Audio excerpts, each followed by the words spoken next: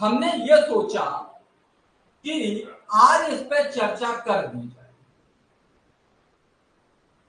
देखिएगा, आरओ यारो हो या कोई भी एग्जाम हो, कोई भी एग्जाम का मतलब मैं यूपीपीसीएस की बात कर रहा हूं। यूपीपीसीएस यानी कि कहने का अर्थ ये है कि जो एग्जाम उत्तर प्रदेश लोक सेवा आयोग कंडक्ट कराती हैं, उन एग्जाम की, उन परीक्षाओं की हम बात करेंगे और उन पर आधारित जो भी एग्जाम होंगे उनसे संबंधित हम बात करेंगे कि तैयारी हमारी किस दिशा में होनी चाहिए। तैयारी के लिए हमारे पास में क्या चीजें होनी चाहिए कि हम ये समझें कि हमारी बेहतर तैयारी हो। आप देख रहे होंगे कि कंपटीशन इतना ज्यादा है कि आपको हर तरीके से लड़ना ही पड़ेगा। यानी कि आप ये सोचें कि 2-4 घंटे से काम चला लिया जाए तो नहीं, 2-4 घंटे से और 2-4 किताबों को पढ़ लेने से या एक आध किताब को पढ़ लेने से सिलेक्शन हो जाए तो ये सपना जो आपने देखा है ये सपना ही बन के रह जाएगा, कभी अपना नहीं होगा। अगर एक सपने को आप अपना करना चाहते हैं तो इसके लिए आपको जुनून चाहिए। पहला काम क्या चाहिए? आपको जुनून चाहिए। जब तक आपके अंदर जुनून नहीं होगा तब तक आप सफलता ले ही नहीं सकते।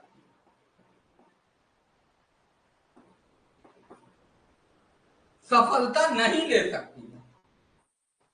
आप चाहे यूपीपीसीएस की बात करें, चाहे आप आरओ यारो की बात करें, चाहे आप बीओ की बात करें, चाहे किसी भी अन्य परीक्षा की बात करें, सबके लिए सबसे पहले जुनून होना चाहिए। दूसरी चीज, तभी आप सफलता ले पाएंगे।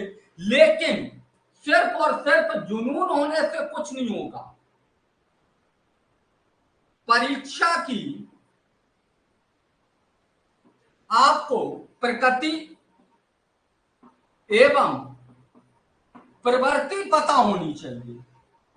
जब तक आपको परीक्षा की प्रवृत्ति और प्रकृति पता नहीं है तब तक आप कितना भी पढ़िएगा, चाहे रात दिन एक करिएगा,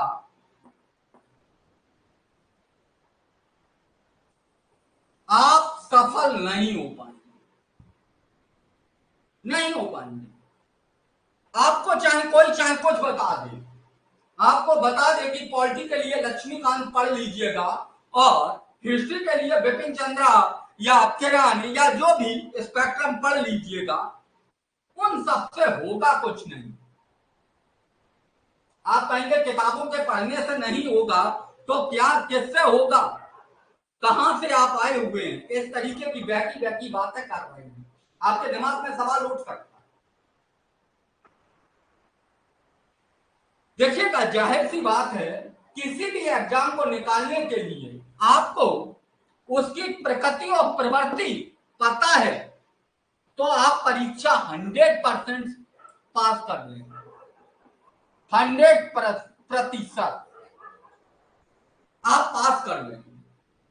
और जब तक ये पता नहीं है तब तक आप कितनी भी मेहनत करिएगा, हो सकता है कि आपने बहुत ज्यादा मेहनत की है, 10 नंबर से रह जाए,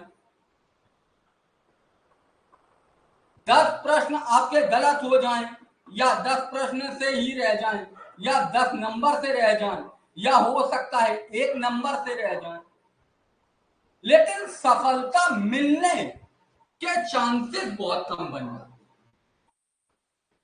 सफलता इतनी जल्दी नहीं मिलती। और हमारा और आपका उद्देश्य केवल और केवल सफलता प्राप्त करना है, और तो कुछ है नहीं। बताइए, हम या आप किसी अन्य पहलू के लिए जुड़े हैं इस प्लेटफॉर्म से? तो आप कहेंगे बिल्कुल नहीं, हमारा भी उद्देश्य है सफलता की प्राप्ति और आपका भी उद्देश्य है सफलता की प्राप्ति। लेकिन यह सफलता मिलेगी कैसे? ये कैसे पता लगेगा कि इस परीक्षा की प्रकृति क्या है, प्रवृत्ति क्या है? ये कैसे पता लगेगा कि इस परीक्षा की प्रवृत्ति क्या है और प्रकृति क्या है? आपने तो बोल दिया, आपके दिमाग में सवाल उठ रहा होगा, क्या आपने तो बोल दिया लेकिन हमको पता कैसे लगे? आज हम बताएंगे आपको कि इस परीक्षा की प्रकृति और प्रवृत्ति है क्या।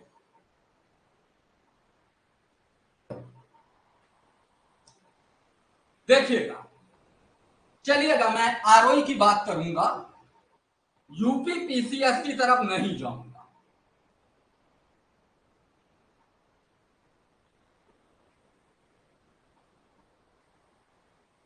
आपने देखा होगा कि आरओ में ज्यादातर अब हमारे साथ में जुड़े हैं या कहीं अन्य जुड़े हुए या कहीं भी जुड़े हुए, या आपने सोशल मीडिया का दौर है, 21वीं शताब्दी चल रही है, कोई ऐसा व्यक्ति नहीं है जो फेसबुक व्हाट्सएप से वंचित हो या टेलीग्राम से। सबके पास में सारी चीजें हैं, वहां से वगैरह वगैरह तरीके की अन्य अन्य तरीके से जानकारी मिलती है।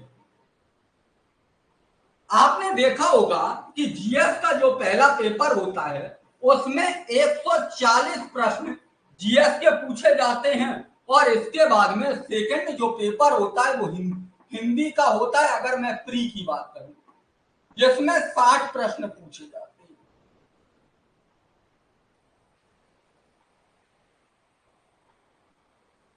आपने यह भी देखा होगा कि 6 प्रश्न जो 140 प्रश्न है, यह सुना होगा कि भाई फैक्ट के रूप में आते हैं, फैक्ट पूछा जाता है, आप जितना चाहें उतना रटिएगा, यही तो आपके दिमाग में है।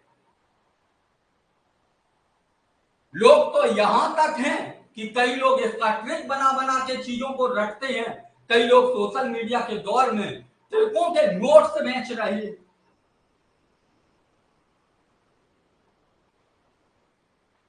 यानी कि रटने की बात केवल कर रहे हैं।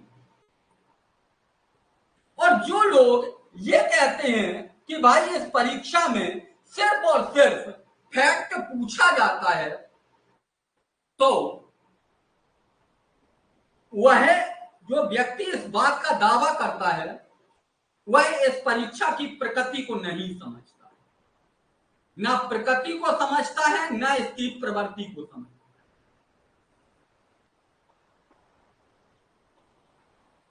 बिल्कुल,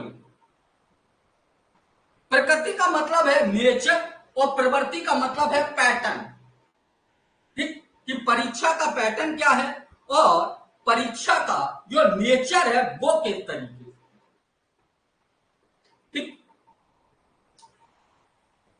अभी हम जीएस के पहले ही पेपर पर रहते हैं, पहले इस पर बात कर लेते हैं, फिर हम हिंदी की तरफ जाते हैं। ठीक,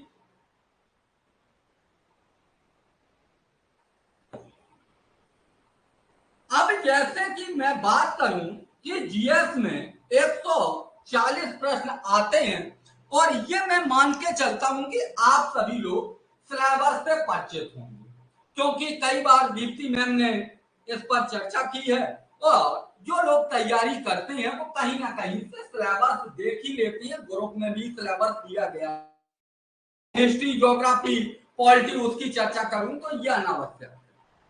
मैं मान के चलता हूं कि आप लोग सिलेबस से परिचित हैं, सभी लोग सिलेबस से परिचित तो होंगे। हाँ, चलिए अब देखिएगा, अगर मैं जैसे कि हिस्ट्री की बात करूं, इतिहास में आप लोगों को पता होगा कि भाई इतिहास में 3 चीजें हैं, यानी कि 3 कालखंडों में इतिहास का डिवीजन किया गया, बांटा गया। एक प्राचीन इतिहास, एक मध्यकालीन इतिहास और एक आधुनिक इतिहास। जीसीएस और आरओ यारो में देखें तो इतिहास को आपको इस तरीके से भी पूछा गया है कि भारतीय राष्ट्रीय आंदोलन, भारतीय राष्ट्रीय आंदोलन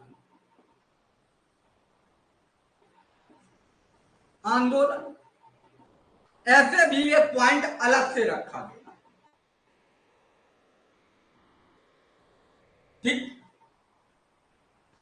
अगर आप देखेंगे इतिहास से तो मोटा मोटी लगभग में आपको देखने को मिलेगा कि 18 से 20 सवाल, या कभी कभी 18 से 20 सवाल चले जाते हैं, कभी कभी 10 से 12 सवाल रह जाते हैं, कभी कभी 12 से 15 सवाल। हम चलिएगा मान के चलते हैं कि 15 सवाल आते हैं, 15 सवाल पूछे जा रहे हैं इतिहास से। अगर हम इतिहास से 15 सवाल को देखें तो आप देखेंगे कि भाई इतिहास में 3 अलग से हैं और 1 अलग से है, यानी कि इतिहास को टोटल तो 3 भागों में विभाजित किया गया, लेकिन आयोग की तरफ से चौथा और विभाजित कर दिया गया।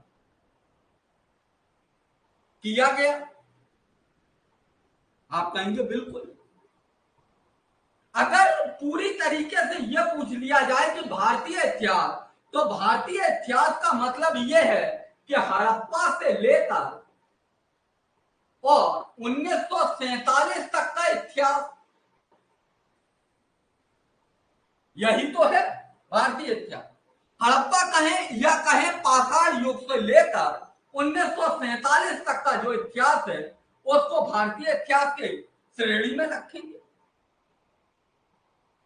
इसके बाद में आप देखेंगे कि भारतीय राष्ट्रीय आंदोलन अलग से पूछा गया है,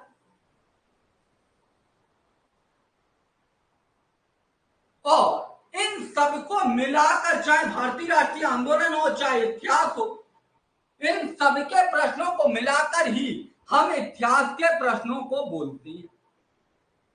ये सब चीजें सुन लो, ये एग्जाम का नेचर है, ठीक है, प्रकृति।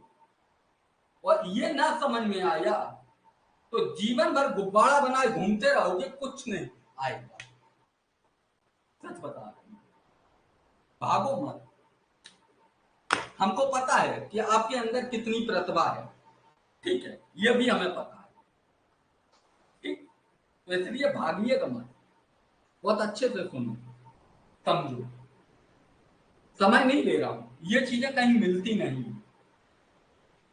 हाँ, 15 सवाल आ रही हैं, तो एक तरीके से देखें सबसे ज्यादा वेटेज यही होगा, हड़प्पा से लेकर 1947 तक।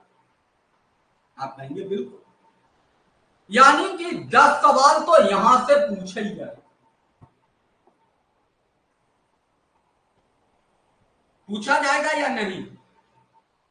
हड़प्पा से लेकर 1947 तक 10 सवाल पूछा जाए, और भारतीय राष्ट्रीय आंदोलन से अकेले 5 सवाल पूछा जाए।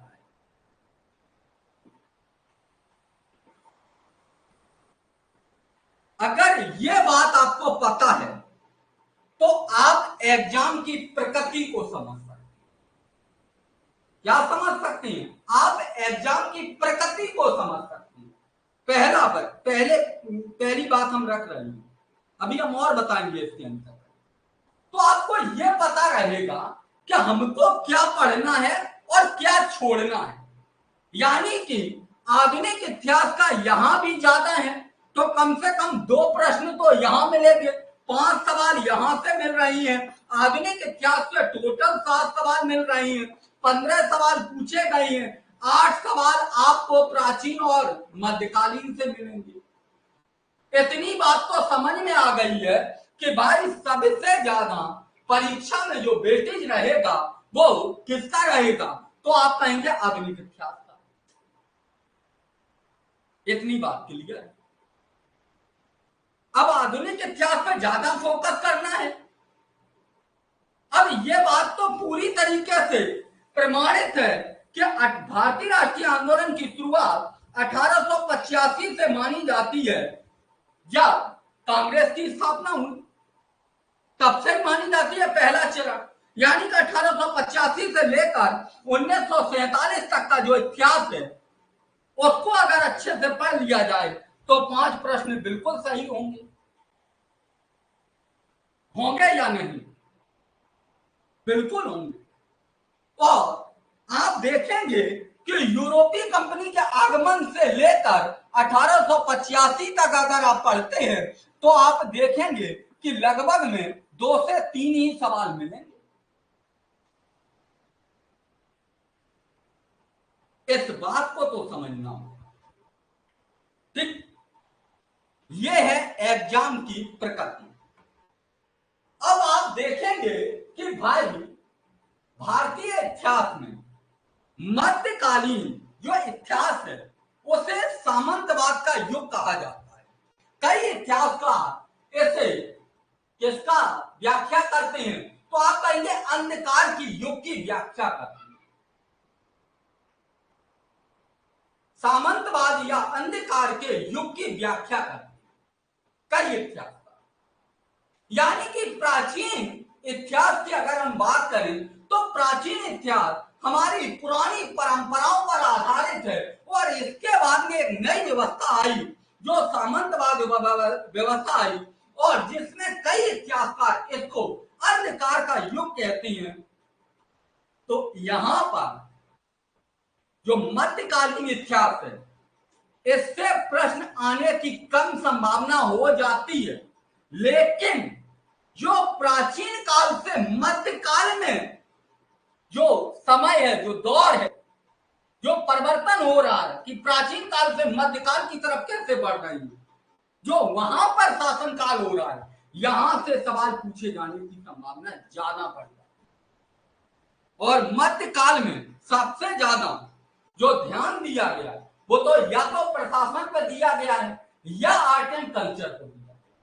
तो मध्यकाल से जितना सवाल पूछा जाएगा वो तो या तो आर्ट एंड कल्चर से पूछा जाएगा या प्रशासन से पूछा जाएगा, चाहे मुगलों का प्रशासन हो चाहे दिल्ली सल्तनत का प्रशासन। सवाल यहीं से आएगा या उनके आर्ट एंड कल्चर से आएगा। बाकी सवाल मध्यकाल से आपको प्री में नहीं पूछा जाता।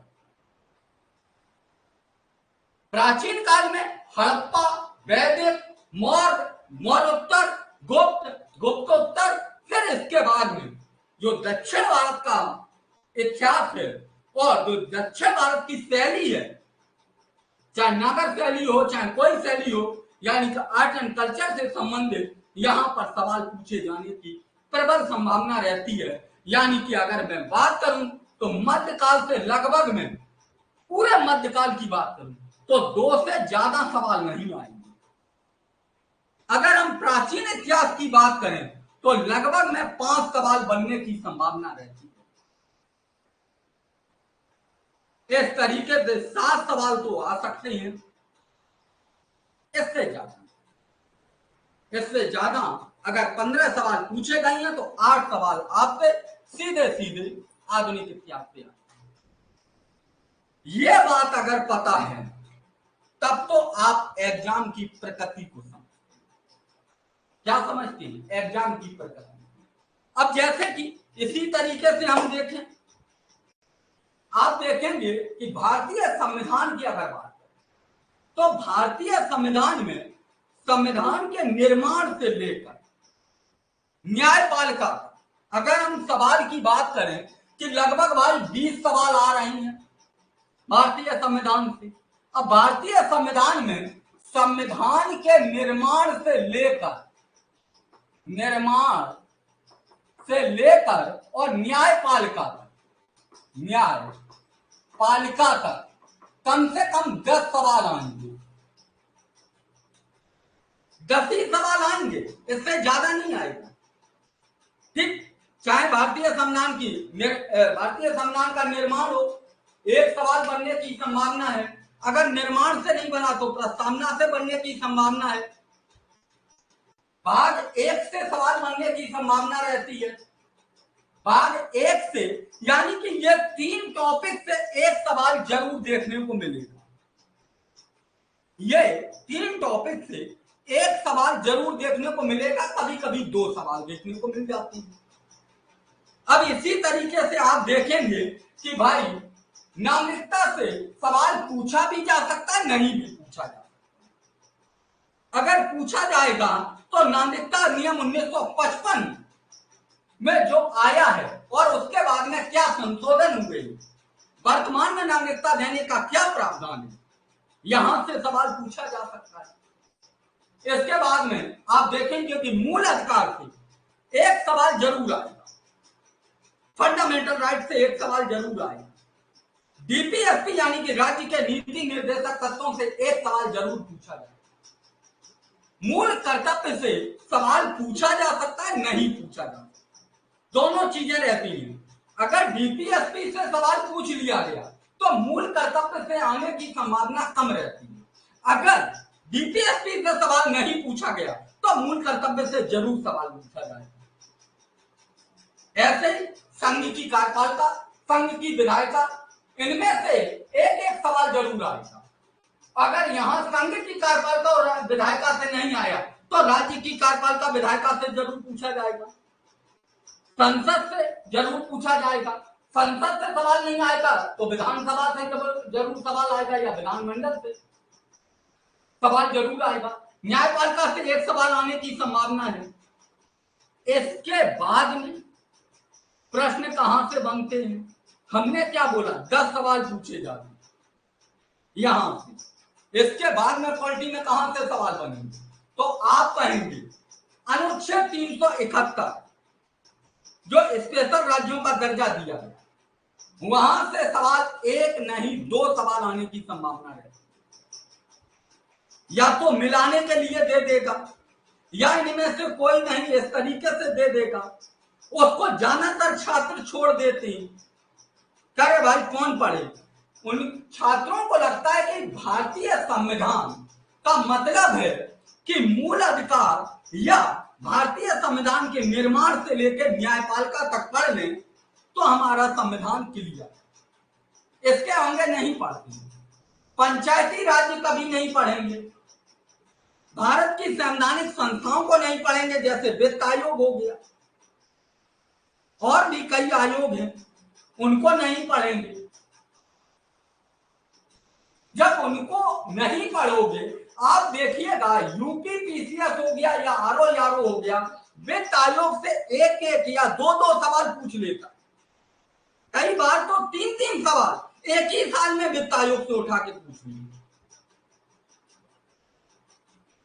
जैसे कि आप नहीं पढ़ेंगे अनुसूचित जाति जनजाति अधिनियम, मानव संरक्षण अधिनियम नहीं पढ़ेंगे, यहां से सवाल पूछा जाता है, छात्र नहीं पढ़ती। कई और संस्थाएं हैं उन पर नहीं जिक्र करती हैं, जैसे पंचायती राज्य नहीं पढ़ते हैं, थोड़ी बहुत चीजें देख ली, पंचायती राज्य का बस हो गया, उनको लगता है कि अरे पंचायती राज्य हो गया। अब जो प्रश्न पूछा जाता है थोड़ा डीप पूछा है। संविधान संशोधन पढ़ेंगे तो ऐसा संविधान संशोधन पढ़ेंगे जिनकी कोई भूमिका ही नहीं रहती है। कुछ महत्वपूर्ण अनुच्छेद होते हैं, वो क्लास में आपको पता लगेंगे। तो इस तरीके से 10 सवाल वहां पूछे जाते हैं। तभी तो छात्र कहते हैं कि अरे पॉलिटी बहुत आसान थी, लेकिन क्या करें पॉलिटी से सवाल ही नहीं बना। क्यों नहीं बना? क्योंकि आपने एग्जाम की प्रकृति को नहीं समझा। आपको पता ही नहीं था कि सवाल पूछा कहां से जाएगा या पूछे जाने की संभावना कहां बनती है। अगर ये पता नहीं है तो आप अनावश्यक पढ़ेंगे, चाहे आप लक्ष्मीकांत पढ़िए चाहे कोई भी पढ़िए।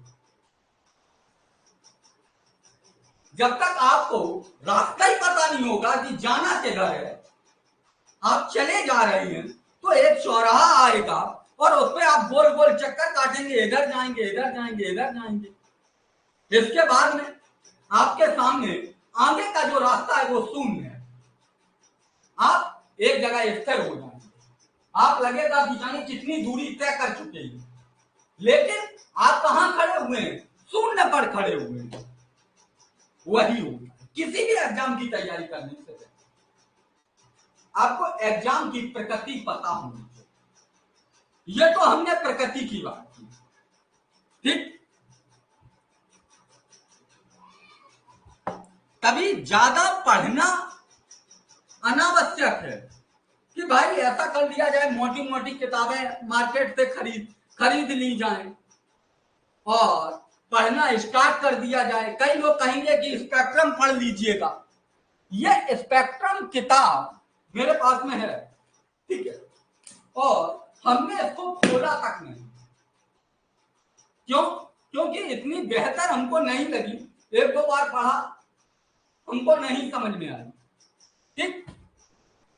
ना मेंस के परपेक्ष से है, ना पीटी के एंगल से है, किसी भी परपेक्ष से नहीं। लेकिन लोगों ने क्या किया, मार्केट में एक छात्रों का, एक टीचरों का ऐसा होता है कि लाल पीला नीला कर दिया। छात्रों को लगता है कि अरे बाप रे, पता नहीं कौन तरीके की किताब आ गई हो, इससे क्रांति हो जाएगी। क्रांति कुछ नहीं हो जाएगी। आपसे एग्जाम में कभी भी आप पेपर दीजिएगा या विगत वर्षों के पेपर को उठाइएगा, एनालिसिस करिएगा, आप देखेंगे कि कभी ऐसा पूछा गया है कि बहुत ऐसा पूछा गया हो जो आपको पता ही ना हो। ऐसा कभी पूछा गया? कभी नहीं। आपसे नॉर्मल से सवाल पूछे जाएंगे। लोकसभा के अध्यक्ष का कार्य बताइए, ऐसा ही पूछा जाता है। अनुच्छेद 15 के अंतर्गत शामिल है निम्न में से, यही तो पूछा जाता है। बेसिक चीजें पूछी जाती हैं। कोई ऐसा तो नहीं पूछा जाता है कि जो एकदम अलग हो। और कई किताबों वाले, कई पब्लिकेशन है या कई चीजें आपको ऐसी दे दी जाएंगी जो उन्हीं को पता है, उन्हीं की किताब में पता है, और उन्हीं की तरफ आप आकर्षित हो जा रही है कि चलिएगा इनको पढ़ लेते हैं, इनसे सफल हो जाएगा। और इनके में जो पढ़ा हुआ है वो कहीं नहीं मिल रहा। और वो एक क्वेश्चन दे देंगे, 1992 में कभी पूछा गया या 2003 में पूछा गया या 2005 में कभी एक आध सवाल आयोग इस टाइप का बना देता है। तो उसी का उदाहरण देखें, देखो कहीं नहीं मिला, हमारी किताब में मिला। वही प्रश्न में मिलेगा और कुछ नहीं मिलेगा। और उसके पीछे अगर भागेंगे तो आप 19 सवाल गलत करेंगे, ये विश्वास है। 18 सवाल आपसे सही नहीं होंगे, ठीक, आप गलत करेंगे, क्योंकि उसी टाइप का आप मेंटल थॉट बन जाएगा कि भाई इसी तरीके से पढ़िएगा। जो बेसिक चीजें हैं, जहां से आयोग, आप मेरी बात मत मानो, यूपीपीसीएस का पेपर उठा के देखो, अभी हाल में हो, सभी लोग कह रहे थे बहुत आसान है, बहुत आसान है, फिर भी आयोग ने पेपर में गलतियां करवा ली और पेपर गलत हो गया। कई छात्र ऐसे हैं जिनको लग रहा था कि भाई सब कुछ पढ़ा हुआ है लेकिन उत्तर तक नहीं पहुंच पा रहे, गलत हो गया। देखा कि अरे ये तो आयोग ने इसका ये मान लिया, हम अरे भाई यही होना चाहिए, ठीक। तो क्यों? उसका कारण है कि जो आयोग पूछ रहा है वो उस दिशा में आप पढ़ाई नहीं कर रहे हैं। उसका एक ही कारण है कि एग्जाम की आप ना प्रकृति समझ रहे हैं, ना प्रवृत्ति समझ रहे हैं। हाँ, उसका मतलब इजी था भैया। प्रश्न गलत होने का मतलब ही होता है कि इजी होना, ठीक है। इसीलिए कहते हैं कि एग्जाम की प्रवृत्ति को समझना, ठीक। परीक्षा की जब तक प्रवृत्ति और प्रकृति को नहीं समझोगे तब तक परीक्षा में गलत ही होंगे प्रश्न, ठीक है। और कोई ही नहीं है, आपको कोई बचा ही नहीं सकता है।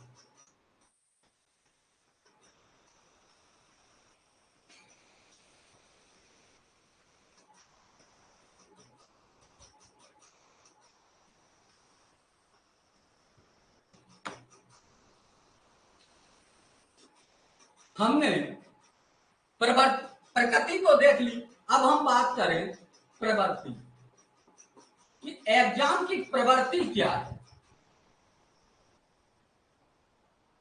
देखिएगा, परीक्षा में लगभग में 5 प्रकार के सवाल पूछे जाए, 5 प्रकार के सवाल पूछे जाते हैं। यानी कि जो सवाल का जो पूछने का पैटर्न है वो कितने प्रकार का है? आप कहेंगे 5 प्रकार का। नंबर 1, सीधा आपसे फैक्ट पूछ लिया जाए। जैसे कि आपसे पूछ लिया जाए कि प्लासी का युद्ध कब हुआ, या बक्सर का युद्ध कब, या आपसे पूछ लिया जाए कि समानता कितने से कितने तक भारतीय संविधान में। सीधे फैक्ट के रूप में आपको सवाल मिले। एक। दूसरा, आपको या दूसरे नंबर पे आपसे यह पूछ लिया जाए जोड़ी मिलाने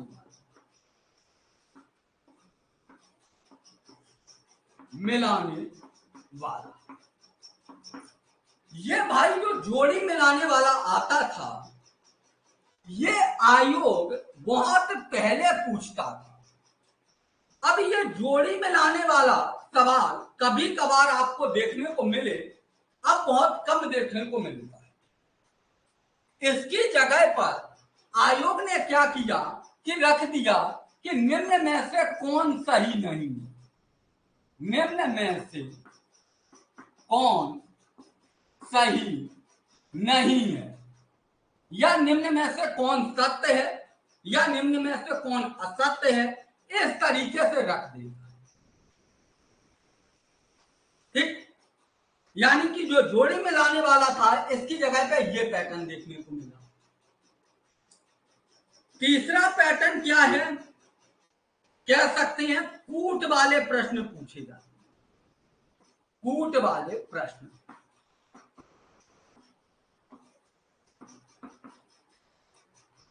कूट वाले प्रश्न 2 तरीके से होते हैं।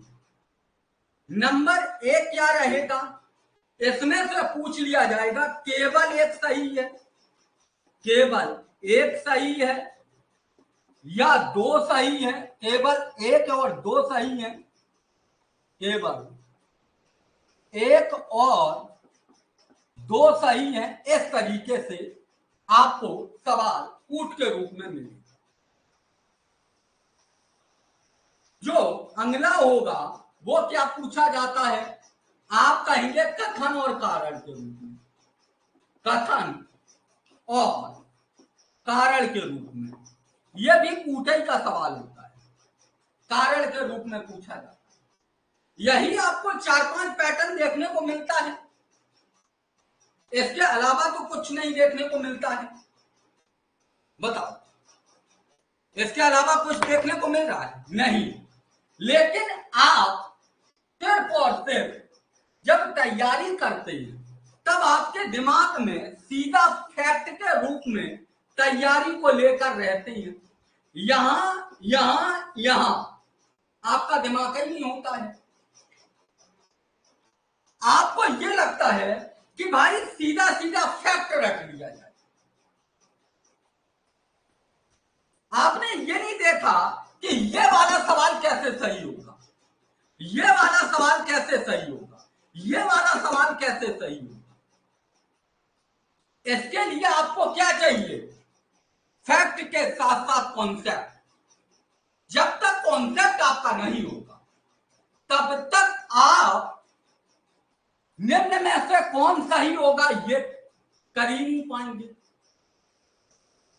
कौन असत्य होगा या सत्य होगा, हो सकता है इसके आप 2 ही चीजें जाने, तीसरा उसका पहलू कॉन्सेप्ट से जुड़ा हुआ हो, जिसकी तरफ आपने ध्यान ही नहीं दिया। अब वो आपको पता नहीं है, 2 आपको पता है, 2 आपको पता ही नहीं है, प्रश्न गलत होगा। आपको लगेगा कि आता हुआ प्रश्न गलत हो गया। तीसरा, आपको कूट वाले में केवल एक सही है, 2 सही है। अब आप पढ़ रहे हैं, आयोग इस तरीके से बना रहा है क्या आपने एक सेंटेंस तो पढ़ा हुआ है, बाकी सेंटेंस पढ़े हुए नहीं है, तो आपको लग रहा है कि ये भी हो सकता है। कथन कारण में आप यही नहीं कर पा रहे हैं कि कथन सही है या कारण सही है, कथन कारण की सही व्याख्या कर रहा है या नहीं कर रहा है।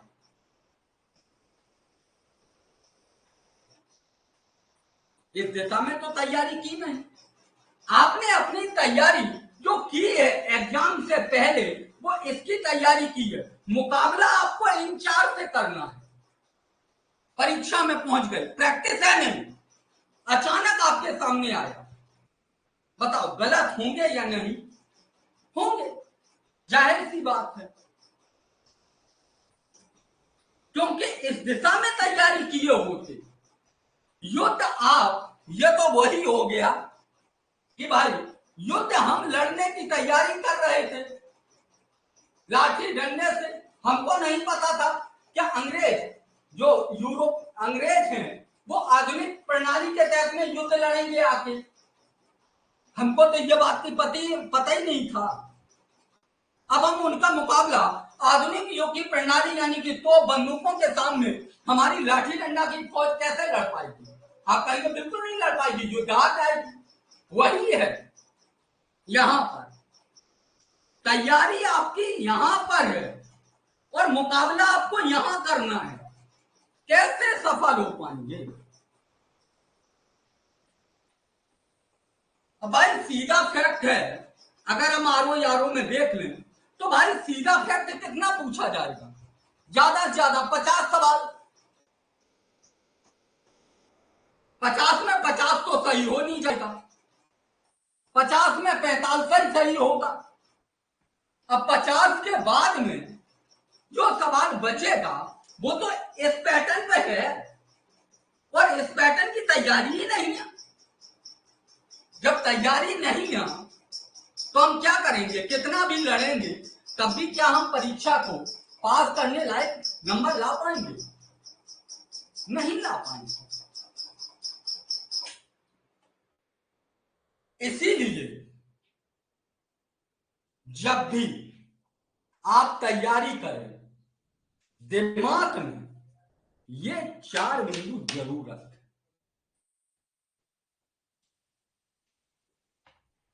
जरूर रखें। आप ये बिल्कुल ना सोचें कि सामने वाला जो टीचर है वो आपको, ऐसा नहीं लगना चाहिए कि अरे भाई हमने तो हर जगह देखा है कि फैक्ट पूछा जाएगा, फैक्ट ही पढ़ना है। आप कॉन्सेप्ट पकड़ने की कोशिश करें, चाहे आप पीडीएफ पढ़ रहे हैं। हाँ, कुछ बहुत ज्यादा नहीं पढ़ना है। जैसे कि एक उदाहरण के तौर पर समझ लीजिएगा,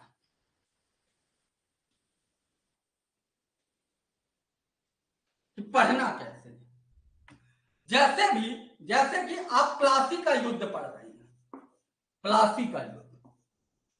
अब प्लासी का युद्ध आप सीधा पढ़ने लगे कि भाई प्लासी का युद्ध कब हुआ, किस किस के बीच में हुआ, क्या क्या हुआ। नहीं, कोई भी युद्ध होगा उस युद्ध के पीछे का कारण जरूर। आपको प्लासी के युद्ध का कारण पता करना है। जब तक कारण पता नहीं है तब तक घटना हो ही नहीं सकती है। प्लासी का युद्ध तो एक घटना है, इसके पीछे का कारण क्या है ये पता होना चाहिए। और कारण है तो किस तरीके का कारण है? राजनीतिक स्तर पर कारण नजर आ रहा है, आर्थिक स्तर पर कारण नजर आ रहा है, और तत्कालीन कारण क्या है, यानी घटना हुई कैसे। राजनीतिक स्तर पर भारत में किस तरीके से बदलाव देखने को मिले, आर्थिक स्तर पर किस तरीके से भारत में बदलाव देखने को मिले, क्या भारतीयों का शोषण हो रहा था, अगर हो रहा तो अंग्रेजों ने किस तरीके की नीति को अपनाया था, क्या राजनीतिक परिवर्तन देखने को मिल रहे थे भारत में, और तत्कालीन कारण क्या निकल के आया, इस घटना का तत्कालीन कारण क्या था जो ये घटना हो गई। और जब इस घटना को हो गया तो इसका परिणाम क्या निकला।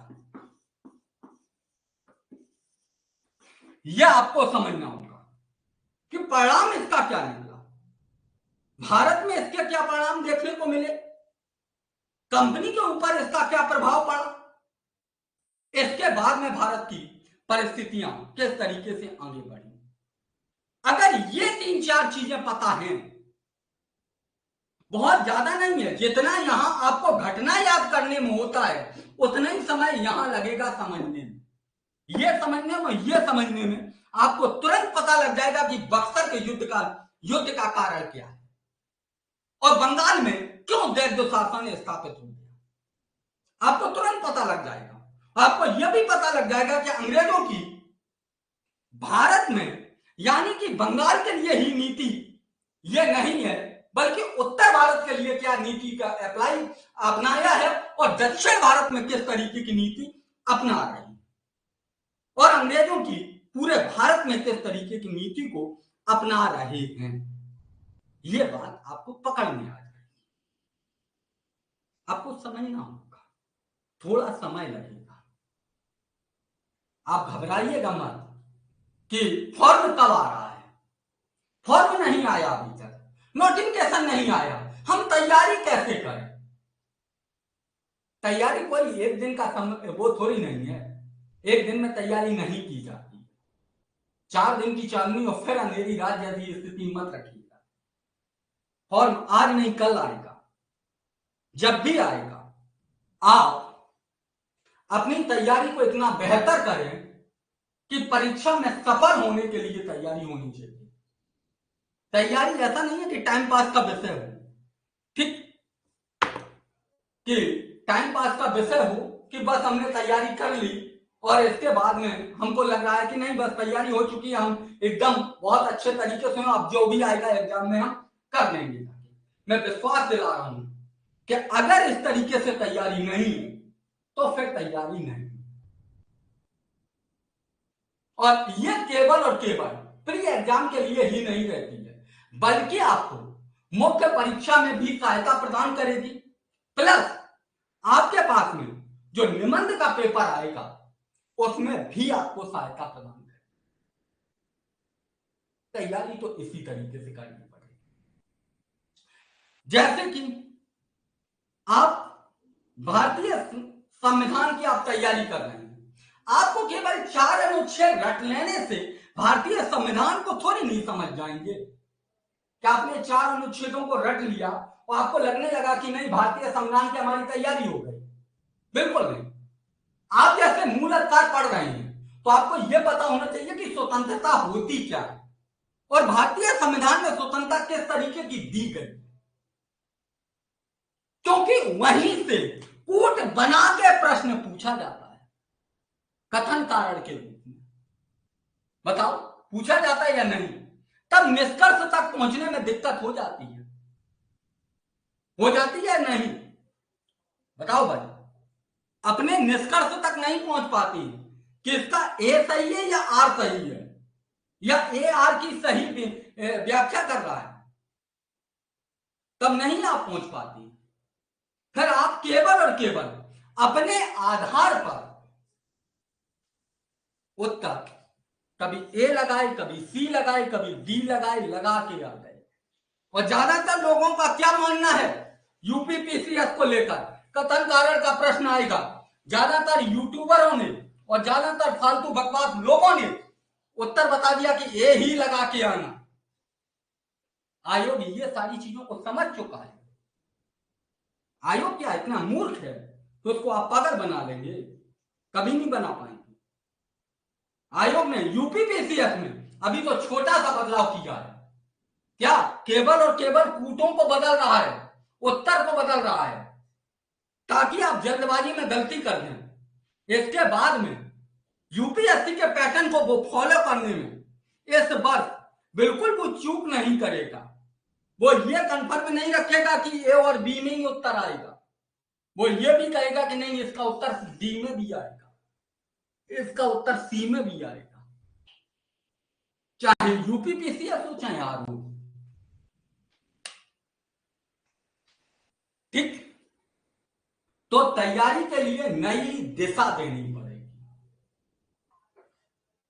और अभी से आप सभी लोग क्या करने लगे, निबंध की तैयारी करने लगे। कई लोग पूछने लगते हैं कि निबंध की कोई एक किताब बता दीजिए। निबंध की कोई एक किताब नहीं होती है। निबंध का मतलब होता है निबंध। किसी बात को आप बांध दें, कोई भी बात है बिखरी हुई है, जैसे कि महिलाओं की भारत में स्थिति सही नहीं है, तो आप उस निबंध के बाद में निबंध के माध्यम से बता सकें कि पहले क्या स्थिति थी, अब वर्तमान में क्या स्थिति है और उसमें अब क्या सुधार किया जाए। इसी को बोला जाता है निबंध।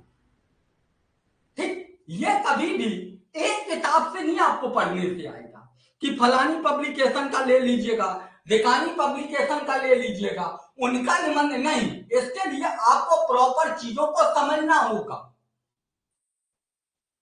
तभी होता है। ये एक प्रैक्टिस का विषय है। ये ऐसा नहीं है कि ऐसे ही जब चाहे तब आप पढ़ने लगे, पढ़ के याद कर लें। याद करने का विषय बिल्कुल नहीं है, इसको समझने का विषय है। आपके आईक्यू लेवल पे पूछा जा रहा है, आपकी सोच क्या है। तो आपकी सोच कभी भी कोई दूसरा व्यक्ति 2-4 किताबों से पढ़ने से आपकी सोच थोड़ी नहीं बदलेगी। आपको तो पहले चीजों को समझना होगा। जब तक आप समझेंगे नहीं, तब तक आप अपनी सोच में बदलाव नहीं ला सकते। तो सोचने के लिए समझना होगा, और समझने के लिए क्या करना होगा, पढ़ने के साथ साथ आपको किसी का सहारा लेना होगा। चाहे आप हमारे साथ में जुड़ के काम करें या कोई अन्य जो आपको सही गाइडेंस दे सके, उसके साथ में जुड़ के काम करें। लेकिन निबंध का काम आज से करने लगेगा, तभी काम हो पाएगा। हम आपको डरा नहीं रहे हैं। हिंदी रटने का विषय है, हिंदी आप रट सकते हैं। 60 प्रश्न आ रही है, 10 पर्यायवाची हो गए, 10 विलोम हो गए। मैं कह रहा हूं कि हमारे यहां पर राहुल पांडे जो सर हैं, ठीक, हिंदी के प्रोफेसर हैं दिल्ली यूनिवर्सिटी में, उनके द्वारा आपको पढ़ा दी जाएगी। और आपको बता दें कि हिंदी में बहुत ज्यादा समय नहीं लगेगा। हिंदी वो आपको इतना बेहतर पढ़ा देंगे, वो मात्र 10 से 15 दिन में प्री की हिंदी समाप्त। 10 से 15 दिन, इससे ज्यादा समय नहीं लगेगा। पूरा मामला टिका हुआ है जीएस पे। जिसका जितना अच्छा जीएस होगा वही आरओ यारो में सिलेक्शन ले पाएगा, अन्यथा आरओ यारो में सिलेक्शन नहीं है।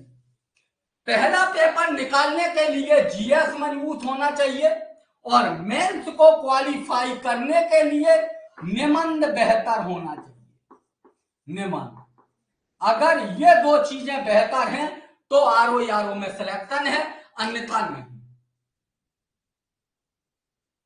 अन्यथा नहीं। और टाइम पास का कोई भी आप तैयारी कर रही हैं, टाइम पास का विषय नहीं है, ये दिमाग में बैठा लीजिए।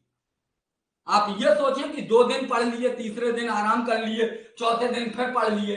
चाहे किसी भी एग्जाम की तैयारी करें, आपको 365 दिन लगना ही पड़ेगा। बिना 365 दिन लगे आप कभी सफल नहीं हो पाएंगे। आप सोशल मीडिया के दौर में सुन सकते हैं कि 4 घंटे में उसने क्रांति कर दी, आया बस यूपीपीसीएस का एग्जाम दिया, सफल होकर निकल गया। ये सब नहीं होता है, ये सोशल मीडिया है। हकीकत कुछ और है। हकीकत में और सोशल मीडिया में बहुत बड़ा अंतर है। एक दीवार खड़ी हुई है जो आपको दिखता नहीं है, जो दिखता नहीं है, ठीक है, वही सच है। इसलिए सफल होने के लिए मेहनत अति आवश्यक है। और जो पढ़ाया जा रहा है, जिस तरीके से पढ़ाया जा रहा है, मैपिंग कई लोग, 2-4 लोग कर रहे हैं, बाकी लोग कर ही नहीं रहे हैं। आपको मैपिंग करनी ही पड़ेगी। ये केवल और केवल ये थोड़ी नहीं है कि आपकी ज्योग्राफी अच्छी हो जाएगी। अरे ज्योग्राफी जब अच्छी होगी, जब आपको ज्योग्राफी अच्छी होगी, बेहतर होगी, तभी तो आप भारत की अर्थव्यवस्था को बेहतर समझ पाएंगे, तभी आप भारत की राजनीति को बेहतर समझ पाएंगे, तभी आप भारत के इतिहास को बेहतर समझ पाएंगे। अन्यथा कैसे समझ पाएंगे?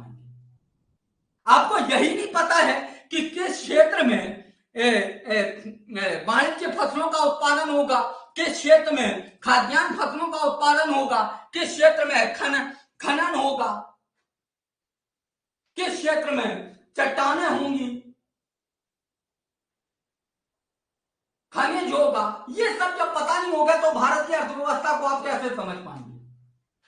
और जैसी अर्थव्यवस्था होती वैसी ही राजनीति होती है, तो फिर आप राजनीति को कैसे समझ पाएंगे? इसलिए मैपिंग